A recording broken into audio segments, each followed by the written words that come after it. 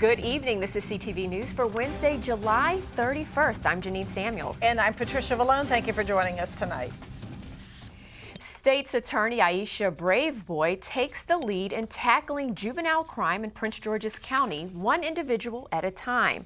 A new youth justice reform plan announced today aims to pave a path to success.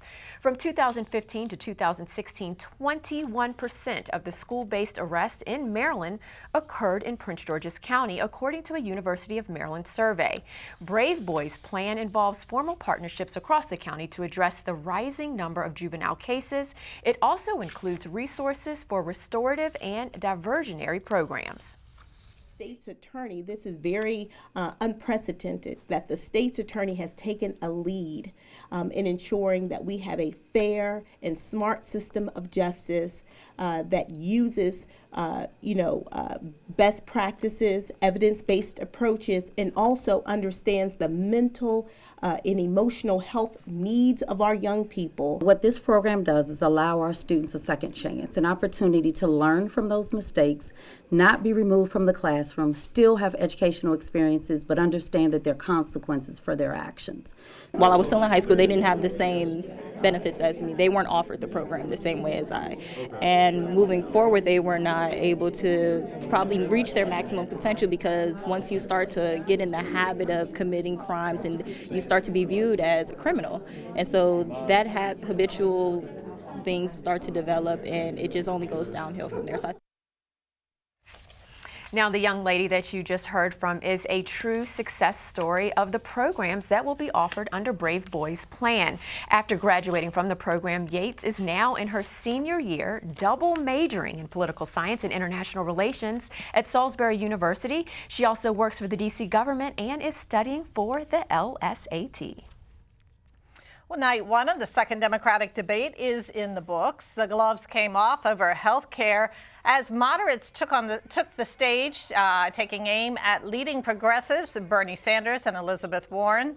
The differences between the candidates were also highlighted as they discussed immigration, climate change, the Green New Deal, and how to defeat President Donald Trump. We can create a universal health care system to give everyone basic health care for free, and I have a proposal to do it. Freed dreamers from any fear of deportation and stopped criminally prosecuting families and children for seeking asylum and refuge, and for-profit detention in this country. What makes me qualified to say $200 to $500 billion? I'll tell you what makes me qualified. If you did the math of the 40 acres and a mule, given that there was 4 to 5 million slaves at the end of the Civil War, there were 4 to 5, and they were all promised 40 acres and a mule for every family of 4. If you did the math today, it would be trillions of dollars. The debate between the second group of candidates, which includes former Vice President Joe Biden and Senator Kamala Harris, will get underway from Detroit tonight at 8 on CNN. A crash in the district leads to a shooting in the 3rd Street Tunnel. This road rage incident caused major delays during the height of rush hour. The victim is in the hospital in critical condition. The suspect, however, is still on the loose. As Katara Jones reports, AAA says road rage is all too common in the metro region.